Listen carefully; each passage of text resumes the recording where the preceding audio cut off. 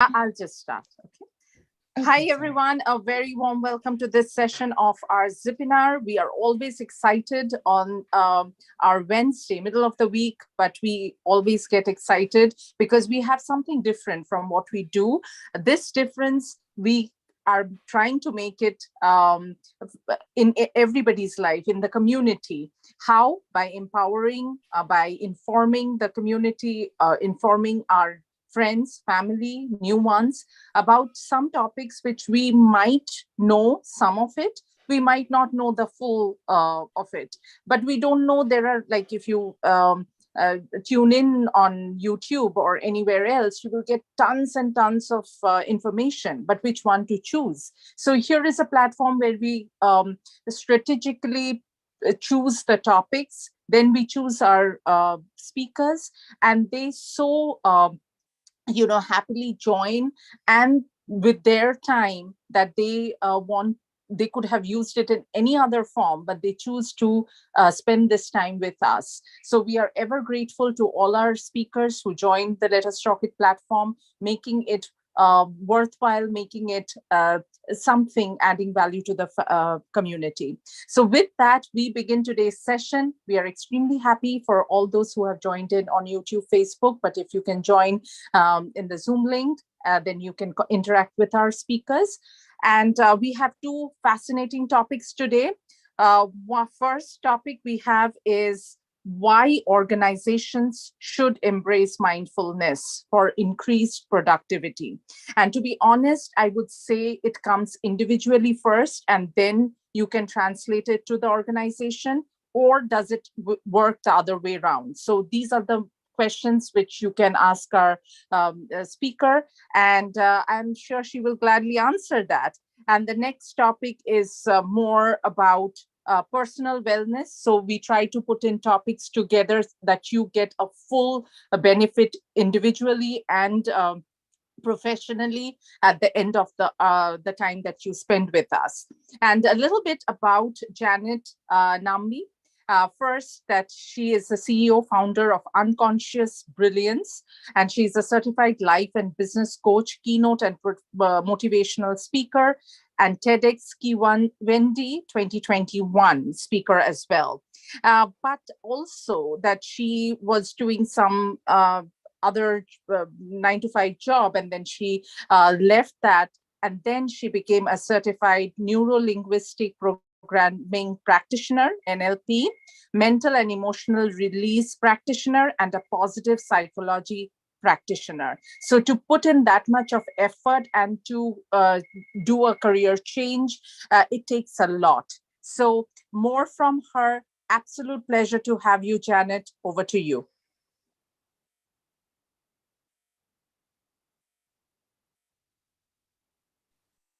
Thank you so much. You have the way you've introduced me, I wouldn't do it any better. You deserve more. Thank you.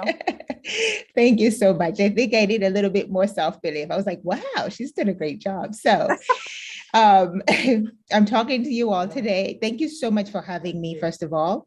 I think this is such a wonderful platform to create awareness, and the topics are broad. I loved what I saw when I was called to participate in this, and I thought, yeah, why not? You know, it's all about, our services are all about giving. So today I'm talking to you about mindfulness and why it's important for the individual, but also most importantly for the organization. I think a lot of, well, for starters, I am Janet Nambi, CEO and founder of Unconscious Brilliance.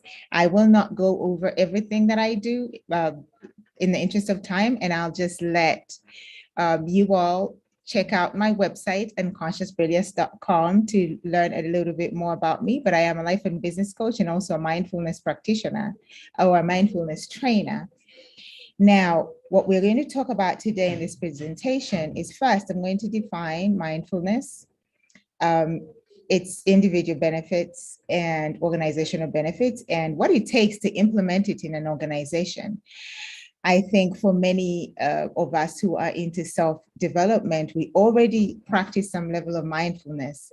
But the important thing is, when we do not have support in an organization, how are we able to practice it within, as part of an organization, and be able to teach others to do the same? So first, I'm going to define what mindfulness is. Now this definition I got straight from positivepsychology.com. It's a website that has a lot of resources. I would highly recommend it. I should have referenced it here. They define mindfulness as the awareness that emerges through paying attention on purpose in the present moment and non-judgmentally to the unfolding of experiences moment by moment. Or in other words, mindfulness involves direct attention to the experience in the present moment and a non-evaluative observation of the experience. Now, what does all that mean? It means that there are three key components in mindfulness. And the three key components are mindful attention, observation, and acceptance. Now, mindful attention, I'm going to talk about each one of these. We always want to, there's several other things that we can reference within mindfulness, but these are the key components, and I'm going to talk about each one of these. One of my favorite quotes about mindful attention is, when your attention moves into the now, there is an alertness. It is as if you are waking up from a dream, the dream of thought, the dream of past and future. Such clarity, such simplicity, no room for problem making, just this moment as it is. This is one of my favorite authors, Eckhart Tolle. I don't know how to pronounce his name. So what is mindful attention? It is kindness to oneself. It is openness to oneself. It's non-judgmental. When we are paying mindful attention to something, especially to our emotions or our thoughts or our sensations, it's experiencing it from this perspective. And that's what mindful attention is. It's being focused on the present moment, as I'm sitting right here, as you're sitting right here. In fact, now is a great time to practice. Are you being kind to yourself? Are you open to your experience, the experience that you are in right now? Are you being non-judgmental? Are you focused? Is your mind fully aware of what's going on around you? Now, key component number 2 is acceptance. And acceptance, the norm in acceptance usually actually is people suppress negative experiences or they avoid negative experiences, right? We often want to control negative experiences. Now, why is acceptance very important as a key component of mindfulness? We have both positive and negative experiences, but everyone in this world, every human being would want to just blossom in the positive experiences. When anything negative happens to us, we don't want to live that experience. We think we can do away with it. And yet the truth about the life is, life is 50-50. It's either positive or negative. So what we teach about mindful acceptance is to be able to see and accept that nothing lasts forever, whether it's good or bad. That change makes life dynamic. Life is more exciting when there's change. We would not appreciate the good if there was no bad. We experience instead of avoid change. And because it's pleasant moments do pass. So we need to experience them fully and appreciate them. And just, unpleasant moments as well do pass. So that's mindful acceptance. Now, mindful observation is the ability to observe our thoughts, the ability to observe our emotions, and the ability to observe our sensations. As you're sitting there right now, what are some of the thoughts that are going through your mind right now? What are some of the emotions that are going through your mind right now? How about those sensations? And what are you, as you're experiencing those, what are you saying to yourself? Are you being kind to yourself with what's going on? Are you being judgmental?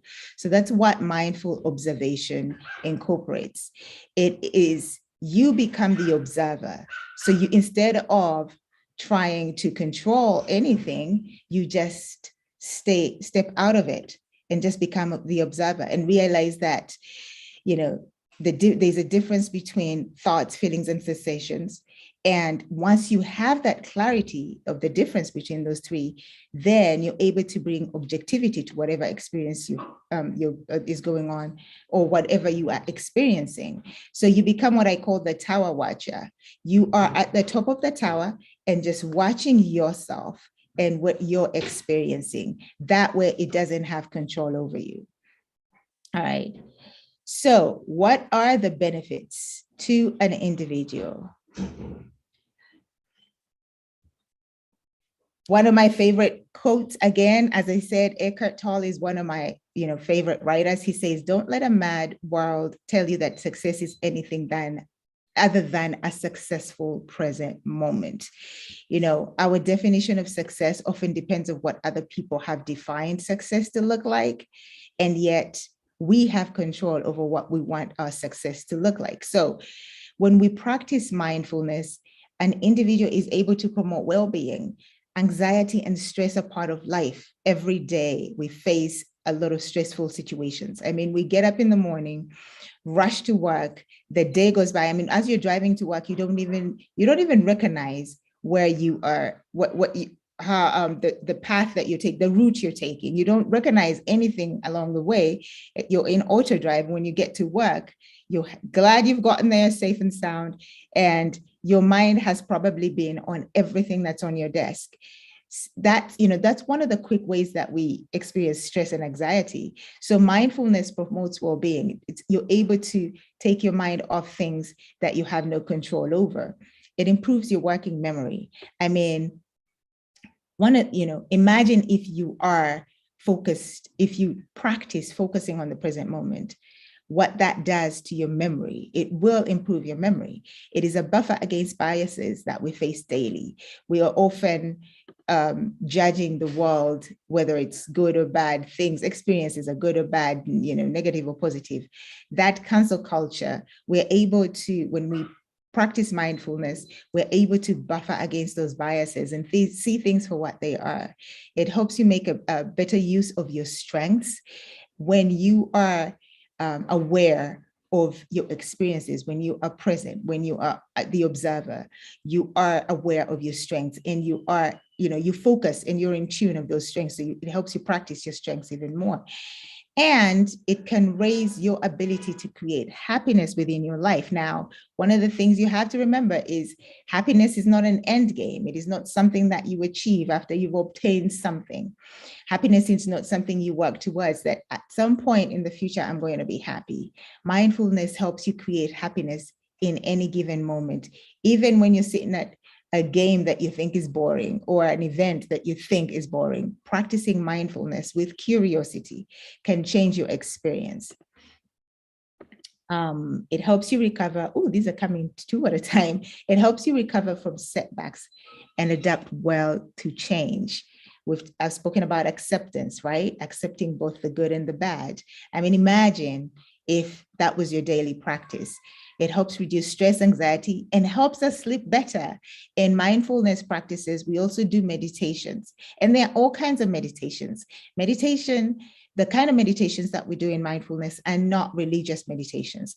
They're just meditations that help your mind in whatever experience. Maybe you want a meditation to relax. Maybe it's a meditation to appreciate yourself. Maybe it's meditation to appreciate an experience. Any kind of meditation you can do. When we practice mindful meditations, we can achieve what we want for the mind. All right. So third, benefits to an organization. There's been so much research out there on mindfulness and on why it's important for organization. They've done research on mindfulness in leadership, recovery, in work-life balance, in employee engagement. And those are the researchers that are referenced there. And again, I give credit to positivepsychology.com. This is where I got some of this information. Employee engagement. There's research out there on how it helps for sleep quality and stress reduction. Of course, anybody who has a good night rest is going to be able to be more productive at work. I have had the worst sleep patterns in my whole life, because I always I adopted my father's sleep pattern. My father had a little bit of insomnia, and he would talk about it as though it's just part of life. And I realized that I was adopting the same. I like to work in the night. And so I would stay up and do some work. And then I would, my excuse was, I can't sleep, so I'm going to do some work. But I have been able to turn that around by allowing myself, or in fact, accepting that I can change that habit. So for emotion regulation at work, I mean, there's nothing more important than us to be able to regulate our emotions in any given environment. For job satisfaction, it is said that practicing mindfulness help us have a better experience in our jobs or in our careers. And of course, for job performance. So those are some of the researches that are out there on mindfulness. Now, in the grand scheme of things, when an organization adopts mindfulness in its culture, there is greater collaboration within the organization. There are companies out there that are actually doing this already. Google is one of them. They do provide mindfulness training within their organizations. And there's so many others out there. I think Intel is also one of them. They do offer mindfulness training and support to employees. So they experience greater collaboration. These are some of their very own experiences. They say that employees are able to have a better career experience within the organization. They say that it strengthens company culture. I am a mindfulness trainer, so I can attest that every time I've done a training, the mindset that people live with after the training is much different. And however, once I'm done with the training, I often leave it to the organization to implement the practice. And if the practice is implemented, the company culture is going to be strengthened. It allows employees to decompress. There's no better, there's so many other things we do for decompression, training, activities that we do outside of work and all of that. But this is something that they can decompress at their desk. They don't need to be taken to a team building event to be able to decompress, right? It sharpens employee focus, getting a modicum of control in the uncontrollable. Our work culture is so stressful. There's so much that seems to be out of our control. And what better way to be able to appear as though we have control. So how can an organization implement mindfulness? One, commitment. Very simple steps. Just need to get the leadership to commit. Once you commit, then focus on the leadership. Once the leadership has the buy-in, once the leadership is trained, once the leadership practices mindfulness, they can help individuals even outside of training. Cultivate a culture of practice. That is something that once it's been implemented in an organization, it becomes then a little bit simpler for the organization to cultivate that culture of practice and to provide individual support. It is not a training that you do and move on and let the individuals figure it out themselves. No, because mindfulness also has a tendency of creating awareness of situations or experiences that people have suppressed in their past that they need to deal with. So you might find that you want to give them more support. Maybe you bring in counseling, maybe coaches, individuals, professionals who can help them with their own personal development.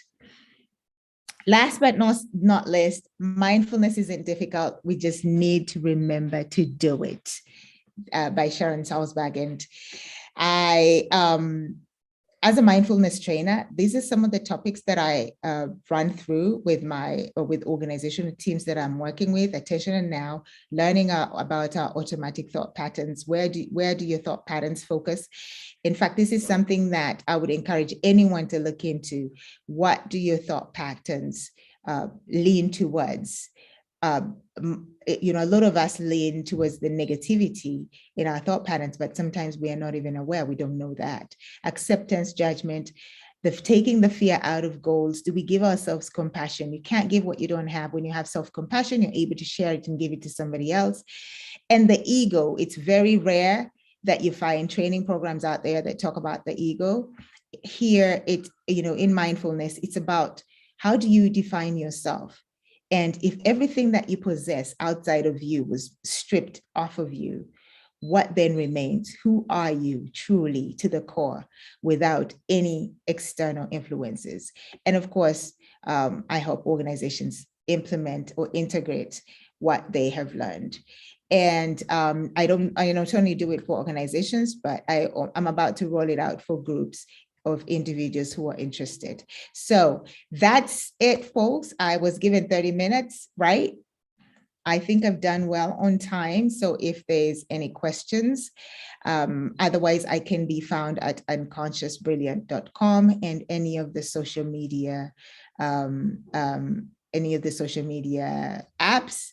And my contact, I am in Uganda currently, so my phone number is attached as well. If you want to send me a message or a text message or WhatsApp, if you have any questions, I will gladly answer. So I'm not giving my contacts about work alone, but if you have any questions, I'll gladly answer. Thank you, and that's it from me.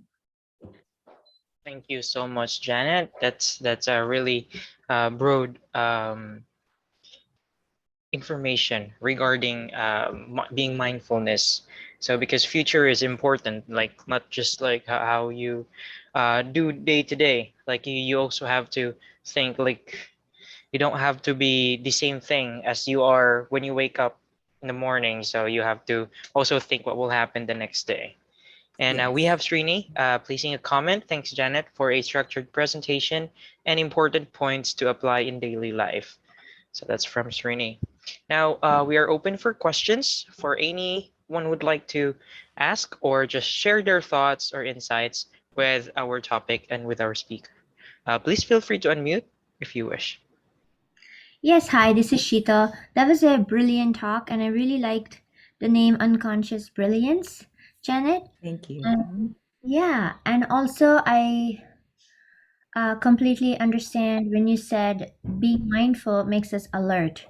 That actually is a powerful observation that you made me realize when I look at myself too in how I'm approaching things.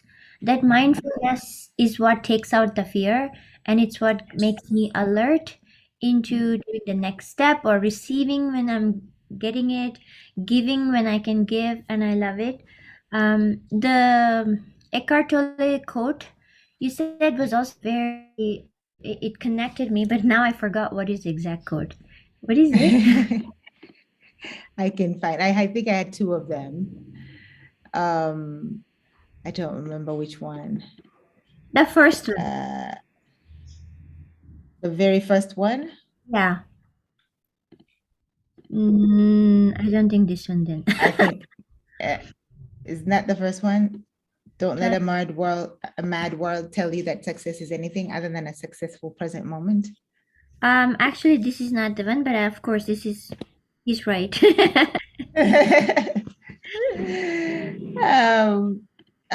This one. Yeah, so this is the one. Yeah, as if waking from a dream, the dream of thought, the dream of past and future.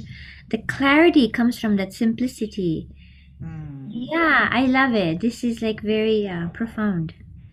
Yes, yes. He's great when it comes to, in fact, anyone looking for knowledge on how to be present in the now, he is the go-to person. He is excellent. He's written several books that teach us how to be in the present and in the now. So I'd absolutely recommend him. Yes, and I also appreciate you applying it to yourself practically by the sleep analogy, sleep habits, which is like honestly the biggest epidemic I feel like with all of us. And that is my journey too, because as a busy person, parent, someone who's into many activities, the only time we will get for that meditative, lazy sharp focus is at night when everything is calmed down. But to shift it to the morning is where I think the genius happens. Yes. Yes. And it's so true. When we focus on the present moment, have you ever, I think the most common place that people focus on the present moment is when they're in the bathroom. When you're in the shower and it's just you and that water and your thoughts, You'll be amazed. I have a lot of creativity when I'm in the shower. I have a lot of creativity. And actually, one of the ways that we learn to practice mindfulness is to allow ourselves to sit with our thoughts. When you sit with your thoughts and just notice what's there, notice what you're thinking, you're able then to determine how you want to progress or proceed with those thoughts. And it gives you room for creativity, a lot of room for creativity. But we are such a culture that has been spoiled by gadgets that we don't know how to do that anymore. Anytime we think I'm bored, you grab something, either you're reading something or listening to a podcast or looking at social media. It's amazing. It's amazing how it kills our creativity. Yeah, it's wasn't it Archimedes that said the Eureka? The Alchemist. No, the Eureka moment when you're just doing nothing and in the bathtub. Oh, I like that. That's the Eureka moment. Yeah, that's how he got the idea of buoyancy. It's the Archimedes principle. Like he was just in the tub and he was just with his thoughts, and that's when he could figure out, and that's when he started screaming Eureka, Eureka, and started running naked in the streets in Greek. But thank you very, very much. We really appreciate it. Thank you. Appreciate it. Thank you so much. Someone's raising their hands. Yes, Akila, go ahead, please. Yeah. Hi, Janet. It was a very nice session. Thank you. I have a question. I set up some goal for myself, but my thoughts won't coincide with my goal. Like, should I enforce my thoughts to meet my goal? Like, how should I manage my thoughts so that my thoughts, my thinking should move towards my goal? So what is happening with your thoughts? What are they focusing on? They focus on something else, but other than some other, like it is mindful, FULL, like one of your screenshot, like it deviates a lot, like it's something like that. So how should we enforce our thoughts? No, you have to do this, or you have to think like this. How should we? Here's one thing about goals and mindfulness. Now, when we set a goal, we are aware of our goal. We put our goal in the future, and the goal is something we've constructed that we want to achieve in the future.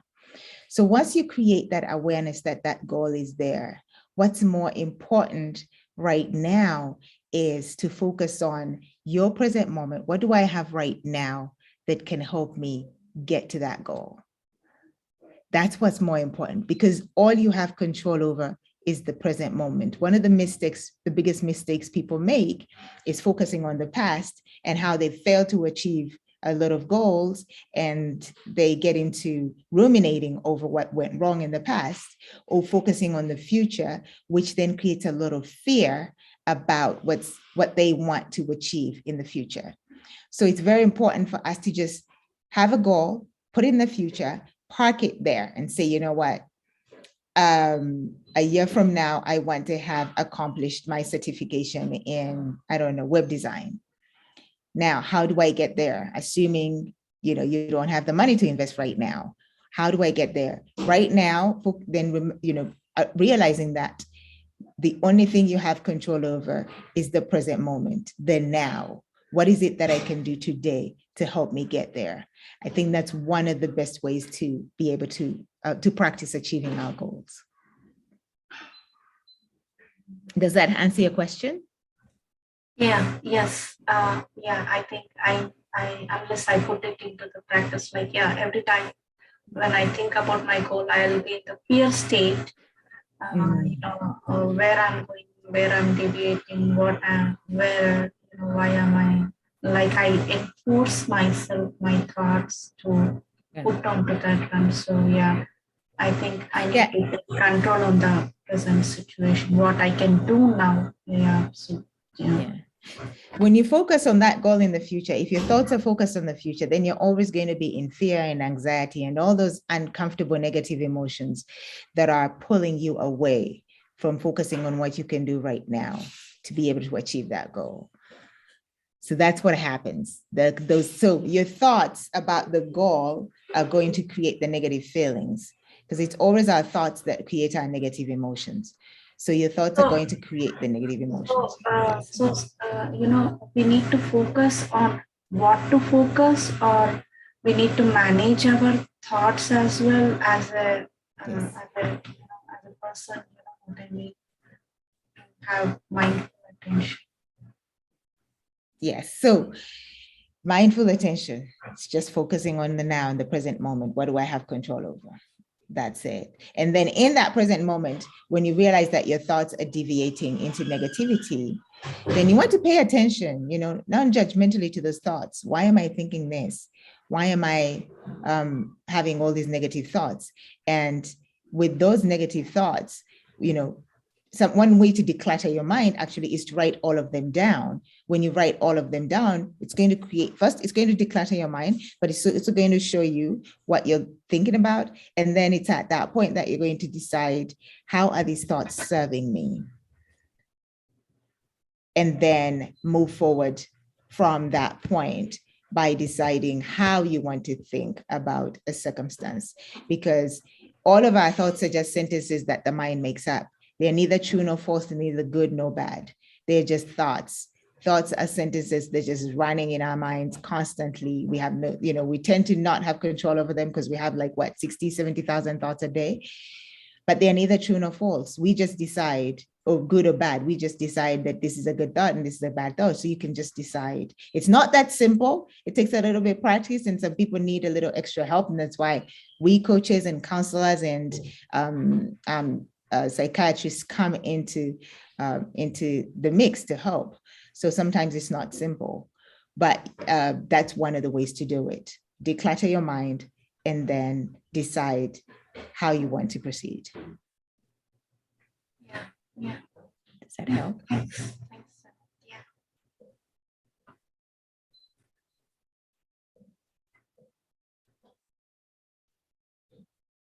Yes, Akila? All right. Okay, perfect. Thank you so much. So I guess we have no more pending. But if you wish to further ask questions, you can put it on chat, or you can put it in the Q&A. So Janet could give us the interaction with your questions. And then we can move to the next topic for today, which is related still to the first topic. So the next topic will be personal wellness is the key to success. Well, we all have a big heart, so we always send care and kindness to others. But what about our personal wellness or well-being? What about ourselves? For us also to succeed, this will be discussed by Shika Gupta, which has done multiple webinars for Let Us Talk It already. Thank you so much for being with us, Shika. And Shika specializes leadership hiring, global MBA campus hiring, HR policies and practices, HR systems and tools, and many more. And I'll let her give a little bit of herself and also to start off with the topic. You can now take over, Shika. Thank you. Thank you. Good morning, good afternoon, good evening, from whichever location your audience is listening to. Thank you very much, Srini, Phil, and team, for having me one more time on this platform. It's always an amazing experience to be here. And I loved what Janet presented. So in the interest of time, I will touch upon, very key points. And like you rightly mentioned, Phil, that personal wellness is a lot related to mindfulness as well, right? So I was going to talk about, what is personal wellness? What is the difference between your health and personal wellness? Different dimensions, and also a few tips, as to how you could enhance your personal wellness.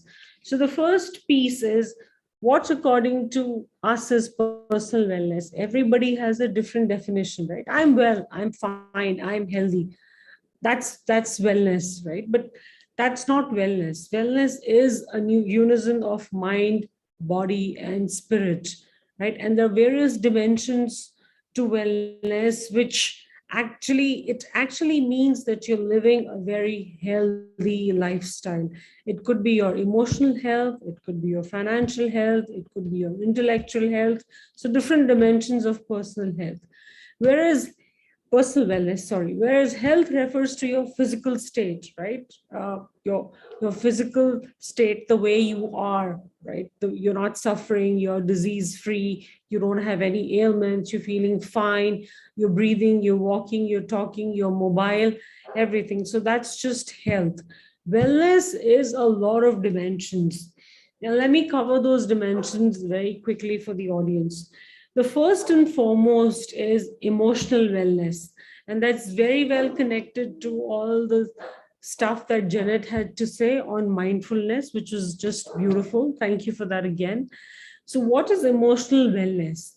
Emotional wellness is when you are cognizant about your thoughts, you're attentive to what you're thinking, what your feelings are, how are you feeling, what is your behavior towards different people, different situations, different scenarios, right? Is it positive? Is it negative? Are you trying to face difficult situations? How are you coping with them, right? And how do you accept, or do you react to them? Do you respond to them? That is your emotional wellness. So it's your thoughts, feelings, behaviors, uh, feeling them, acknowledging them, accepting them, channelizing them in a positive direction, finding that courage, finding that strength to never give up, right? Feeling good about oneself. Once you're emotionally well, or when you feel feeling emotionally well, you emit that positive energy, you emit that positive light. Because if you are a happy person, happiness spreads, right? You spread it with anybody who you meet, whether it's home, office, social circle. So emotional wellness is about your mindfulness, it's about your mental health, it's about how you are feeling emotionally as a person, right? So that's the first dimension. The second one that comes to my mind is the surroundings where you stay, environmental wellness, right? Are you cognizant about the resources that you have in and around? Natural resources, earth, water, air, greenery. Are you recognizing how your decisions impact your environment, your surroundings, that kind of wellness?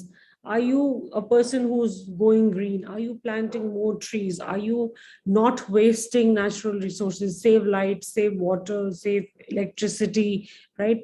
Are you maintaining the best of environment? Are you putting your best foot forward to make sure your surroundings are neat and clean, it's green, there's enough oxygen, there's enough light, air, there's this, it's just a happy surrounding to be.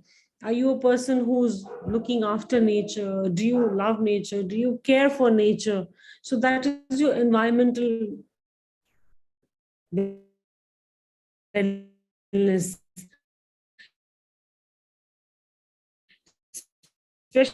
Especially when we are working from home, locked into this, one room office, and we spend long hours on our laptops, right? Do we take time to appreciate the environment, do things that make it beautiful, green, and clean? So that is your environmental wellness. Yeah, that's the second one. The third one that comes to my mind is your finance, money, money, money, right? How well do you manage your finances? I remember talking about financial independence for women on this platform. How do you manage income and expenses, your ability to have a very good lifestyle with the kind of earnings you have, right? How do you budget? How do you plan? How do you record your expenditure? What is your relationship with money? Identifying effective ways of managing it, spending it, planning, budgeting, keeping track of your finances is very important, because all of us have commitments in life, right? I mean, you have your monthly shopping, you have bills to pay, rent to pay, loans to pay off, EMIs going on. So it is extremely, extremely important that financial wellness is taken care of. And that's one of the biggest factor which impacts your first wellness dimension, which is emotional wellness. If you don't have the right kind of finances to live the entire month, or to live the next 6 months or 1 year or 2 years or 3 years, it keeps disturbing you emotionally, right? Because you're always thinking how to manage stuff.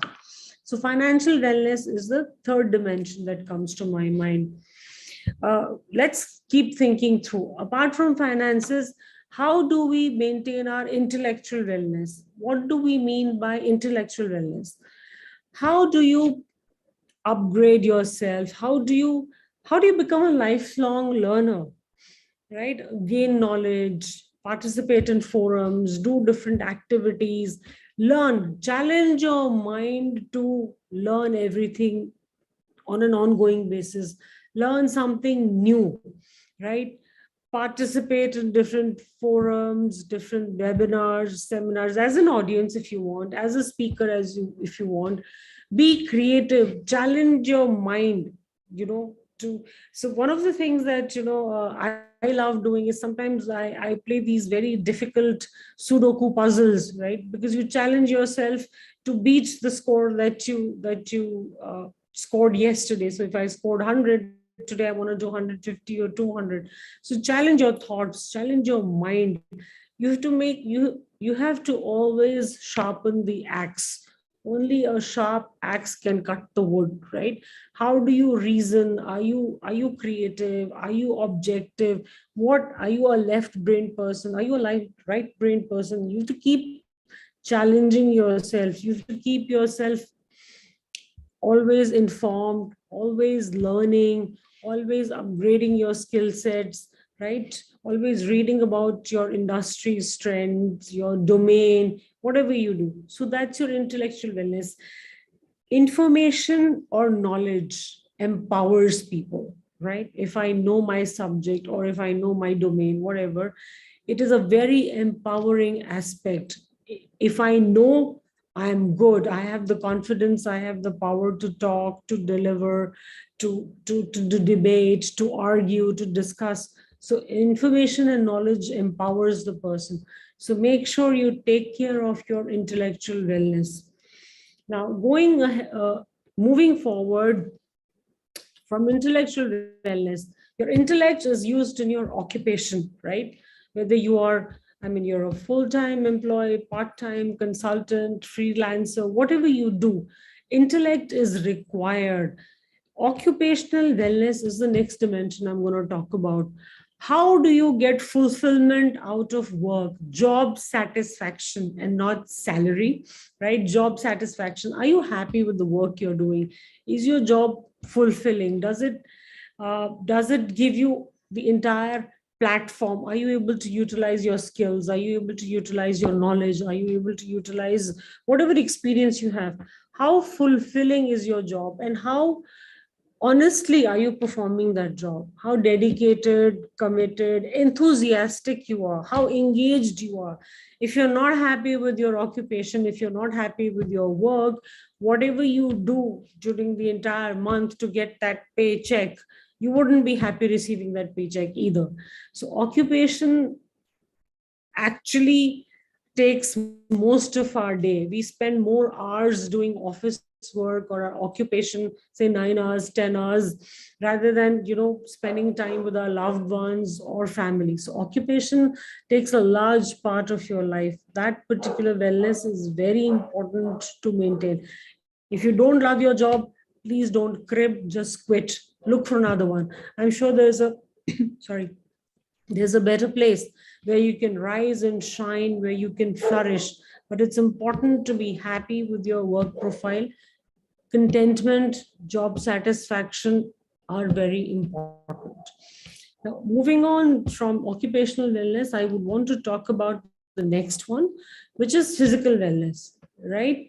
I mean, if you are not healthy, right? If you're hurting, if you're ailing, how do you recognize the fact that you have to have nourishing food, water, physical activity, healthy stuff, so that you're healthy? Only a healthy body can give a good output, no matter what you're doing. It's very important to be physically fit.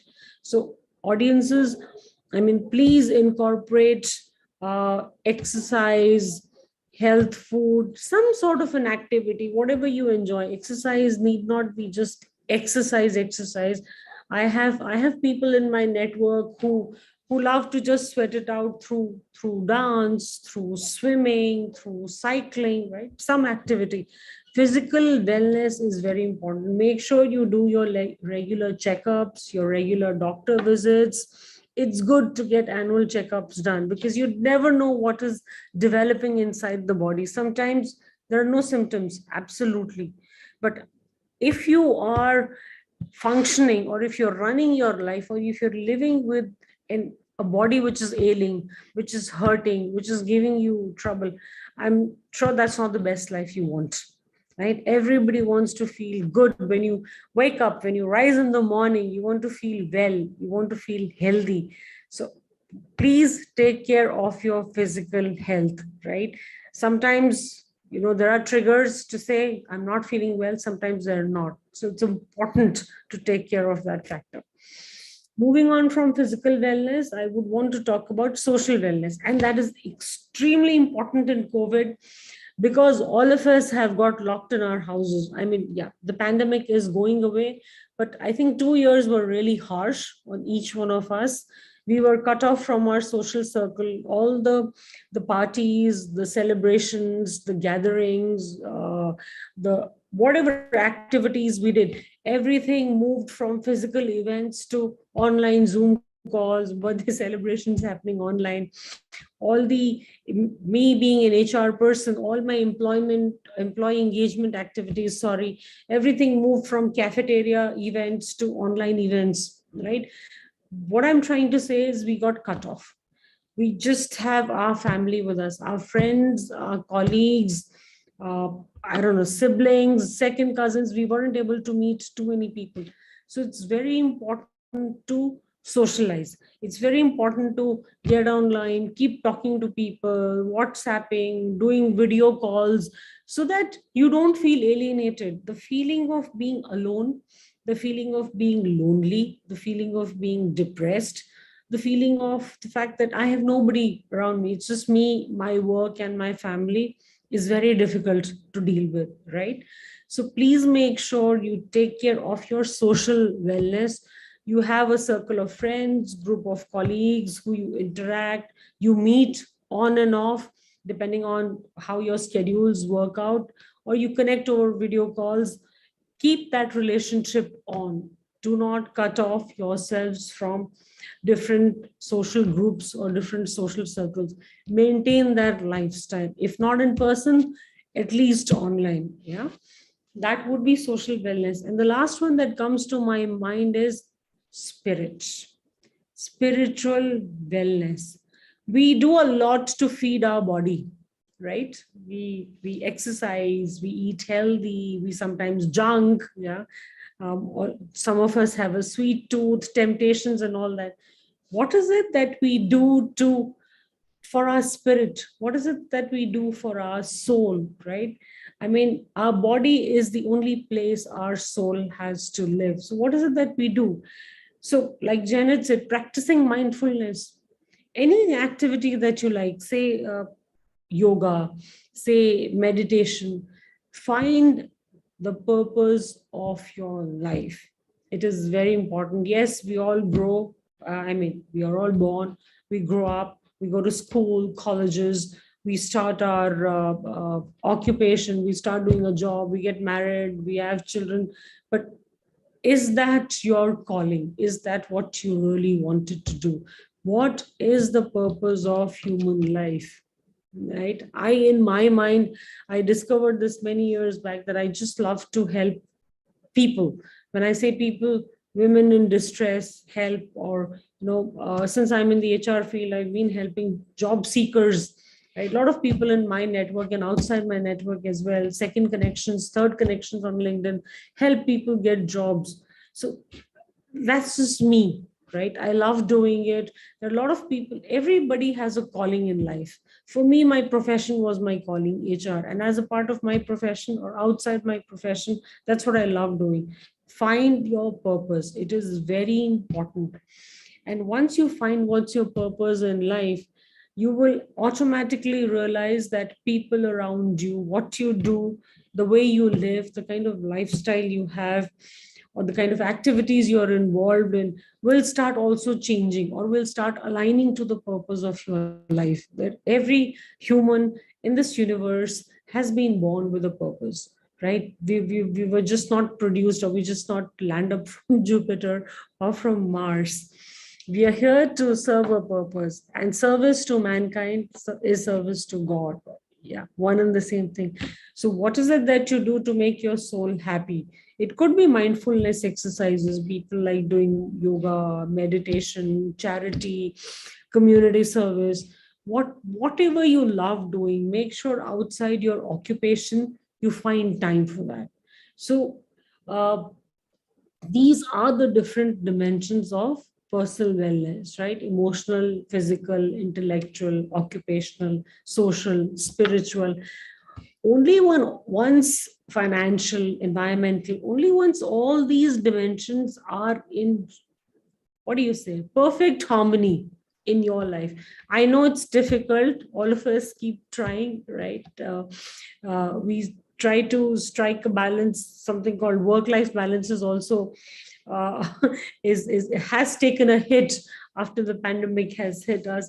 So nobody wants to, I don't think so we are here to achieve nirvana, but these different dimensions of personal wellness, if we pay attention to each of these, right, maybe one or two today, the other two tomorrow, on an ongoing basis, be cognizant of and experience that ecstatic feeling of being alive, being happy, being able to do things the way we want to do, basically enjoying the journey of life.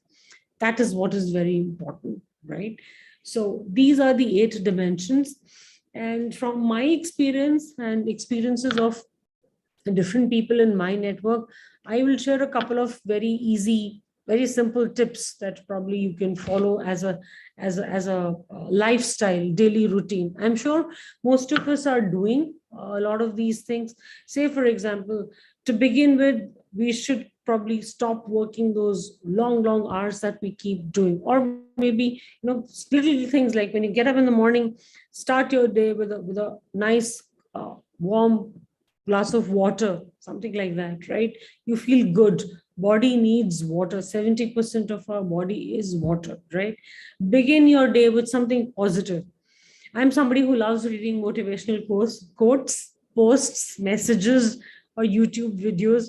So take 2 minutes time, 3 minutes or 5 minutes time on your calendar when you wake up in the morning and see something positive. Start with a positive thought, right? And the whole day goes like that. You start with a happy mood, you start with a positive mood, and that is what percolates, or that is what keeps you going the rest of the day, right? And make sure for you to feel good in the morning, you get enough of sleep. I know there's no ideal number. Some people say 5 hours is enough for me. The others say I need 8 hours. So find what is your right number. Don't strain, don't stress your body that without sleep. If 6 hours is good, let it be 6. If 7 hours is good, let it be 7. But yeah, getting decent enough or plenty of sleep is also very important aspect of personal wellness as a daily routine practice, right? Now, like I said, all of us have been working from home during COVID. Make sure maybe once in the morning or whatever time of the day, you get some fresh air, step out of the house, take a 5 minutes walk, 10 minutes walk, listen to some music, right? And get some fresh air. And these days, we also have seen that most of us, I think including myself, are suffering from deficiency of vitamin D because we don't see the sun. So take some sunlight, take some fresh air, yeah, and recharge. All these activities make you feel good, right? Like I said, as a part of physical wellness, do some activity, start tracking your steps, right? Get moving, not like a couch potato, but get moving, do some activity. It could be a little jog, a little walk, but then keep yourself mobile throughout the day. It's just that take little breaks, right? You can't be sitting and working for 10 hours not stop. Every 1 hour, get up, walk, drink a glass of water, do a small phone call, chit chat, but keep moving. That also makes, that also gives rest to your eyes, right? Which gets trained, right? So give rest to your eyes every hour or every 2 hours, whatever works for you, right? Be mobile. When it comes to eating habits, I think one of the things that I would want to cover, I mean, most of us, it's easy to junk, it's easy to eat canned food. Eat healthy, right? Eat something which is not canned, eat something which is not, which is cooked, right, at home. No junk, no canned food. Eat real food, eat fresh food, eat healthy food, right? That brings in different kind of energy in the body. And if you want to also snack, pick those healthy snacks, right? Multigrain and stuff like that.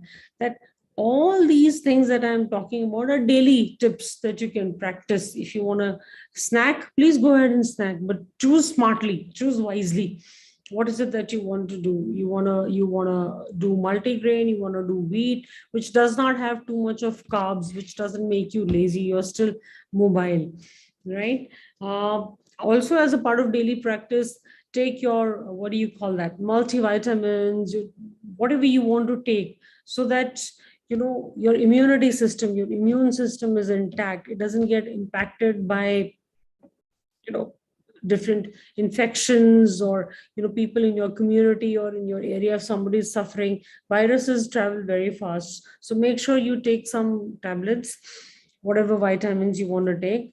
Last but not the least, is get some time alone. I call it me time. I make sure I also have 24 hours like everybody does, right? Spend that me time. For me, like Janet was saying, people spend that me time, introspection time in the shower. For me, my me time is before bedtime. Just think how the day was, what was positive, what was not so positive.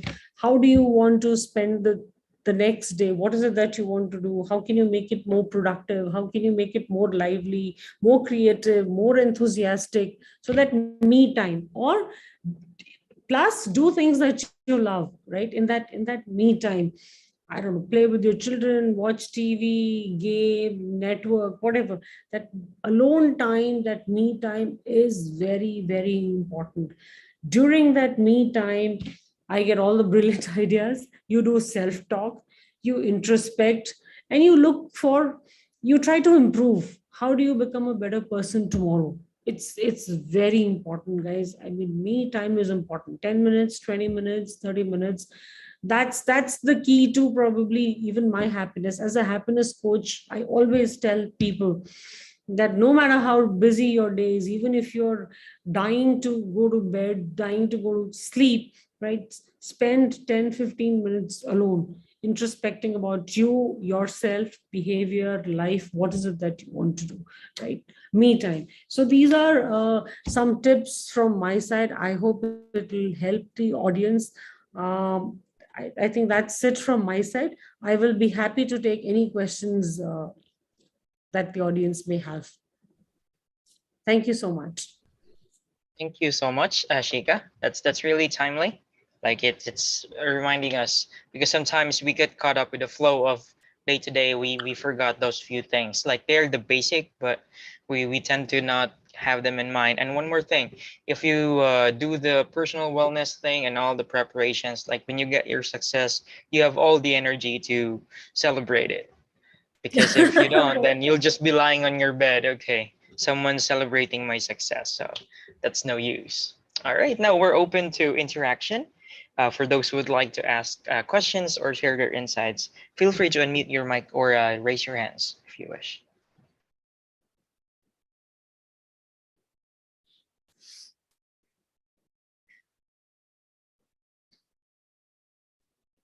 Yes, we have a few new ones here from attendees. Chandra, Gachi, Srilata, Satya, if you wish to add context or just introduce yourself to a speaker, yeah, anything. Yeah, Shika, thank you so much again for coming back and then, for your valuable time. And yeah, many important points. And one of them, yes, we spend a lot of time in the work. So definitely, I think, we need to do something which is integrated with work and which we can easily do.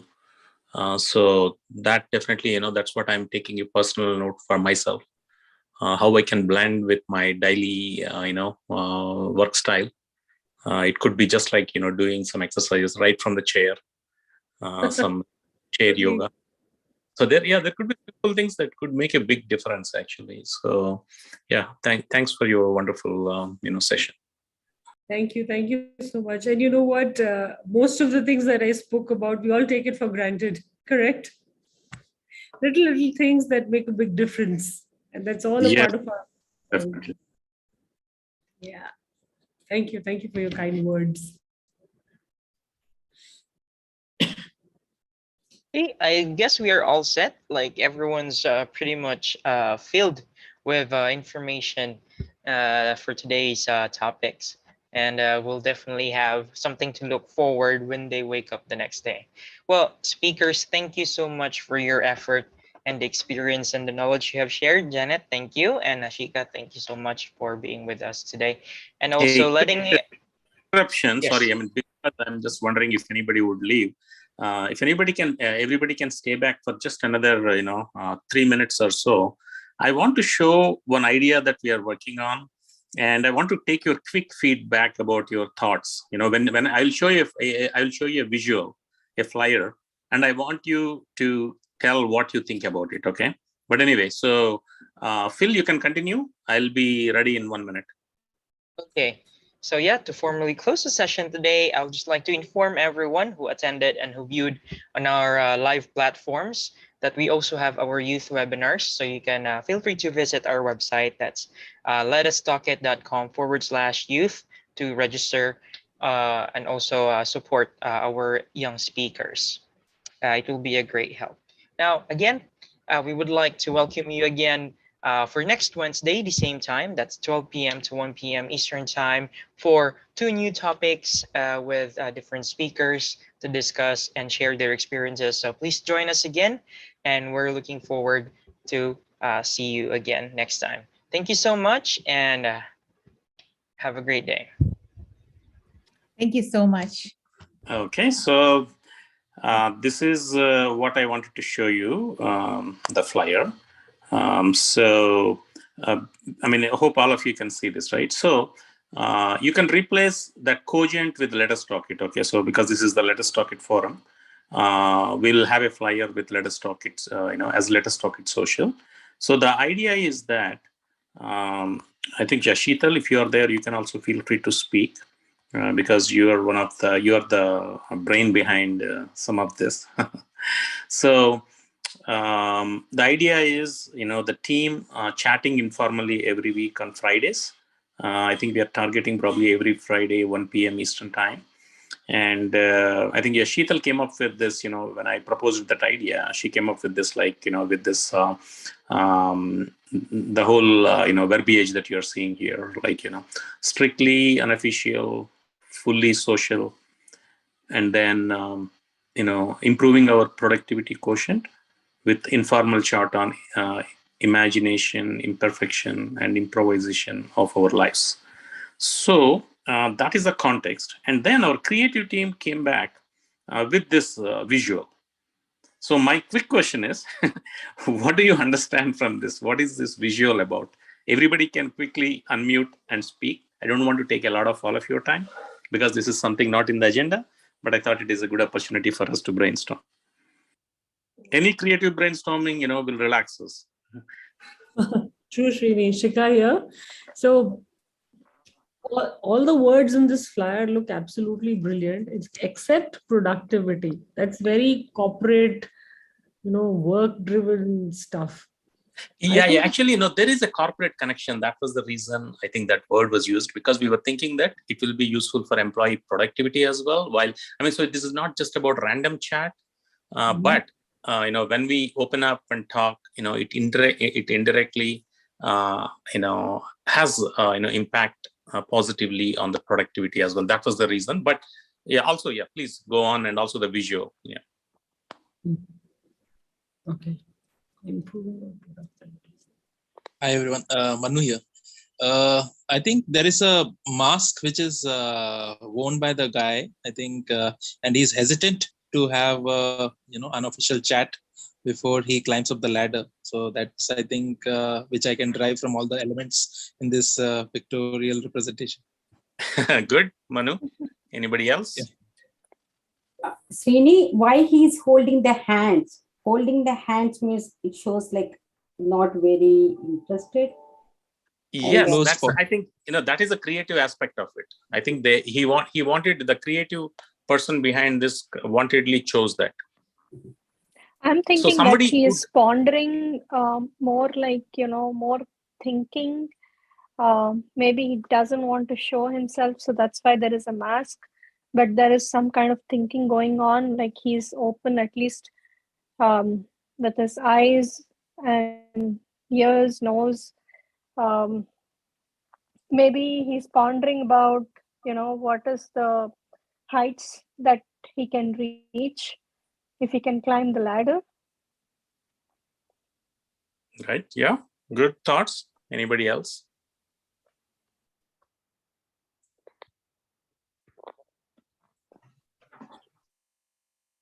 Like for me, Srini, is that like the gesture is kind of curious, but the emotions is masked, so no one's really able to read fully. Yeah. Sure. Maybe he's thinking about the space adventure. How to get into the space using the ladder.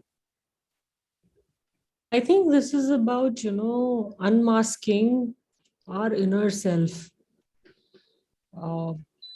where, you're living in a particular lifestyle or a particular fashion. After this informal chat, you discover who you are, what's your purpose and stuff like that. And then you start making changes in your life and start leading a new life, something of that sort.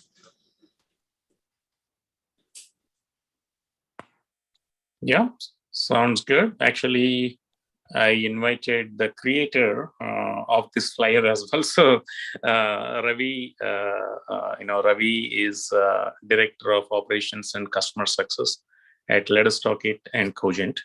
And he came up with this flyer. So Ravi, we were just brainstorming the creative aspects of what everybody understood. But I think, we got probably 75% of it. But we want to hear from horse's mouth. You go ahead, unless anybody else has any other thing that they want to add.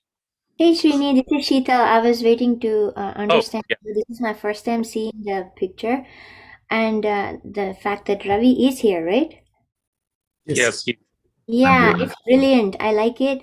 Also because I see it's a hip young dude, right? The leather jacket and the buttons and everything. But the fact that he's going back with the mask is actually, even the mask is usually to mask your originality. This mask is making me think like he's going back to the origins, like the originally, right? The Homo sapien, the human, the monkey. We are the ones that discovered the fire. We discovered everything about what we are right now is because of that original thinking of that raw human being that's inside all of us. And I love the white, the ladder, the clouds, as in like everything is possible in this space of imagination that ascending. I don't know what those on the floor are, like the bubbles on the floor are. Maybe they're all clouds and you're going from already being a high to a higher high. Sorry, what did you say? Yeah, they're all clouds. That's what I want. So it's not like you're going from grassroots to the vision. You're actually already on the high. You have amazing ideas already, and you're still building up higher than that high. So everything about this really talks to me. And yes, the holding hands like that usually represents like reservation. Like, yeah, sure, I'm gonna be close-minded as I'm listening to you. But the fact that he's looking up and slightly tilted up, like maybe it's more about the thinking aspect, like, what else, right? So that's my take and I like it. Yes, thank you. Definitely. I mean, something I did not expect at all. So Ravi, as usual, surprised me. Yeah, Ravi, it's all yours. Please conclude. I think since the intention was to have a forum during the weekend, like Friday before we close our business hours. So if you see the dress code, when we picked up, when I chose this particular dress code, I think this is how we dress up on a Friday. I mean, assuming that we are all, working from office, the way you look and feel on a Friday is different, the way you dress up. So that was the intention of taking this casual wear. Social or this particular forum is where you're discussing or chatting, completely, having an informal chat. The mask represents, you basically, the audience need not figure out or, need not be biased as to who the person is. And focus more on what he or she is trying to convey. So that's where this, mask came up. And we are talking about imagination, imperfections, improvisation. So, we're talking about dreams, imagination. We're talking about improvising. So there's the growth factor we are talking about. And that's the surrounding that I have chosen. So, which represents the sentence, which is little. So it's like a forum. It's unofficial forum where you can discuss stuff, and you can take this forward without thinking of what people will think, without thinking that whether they can discuss this or not in this particular forum. I think that's the culture or the atmosphere that has to be created. Yeah, sounds awesome, Ravi.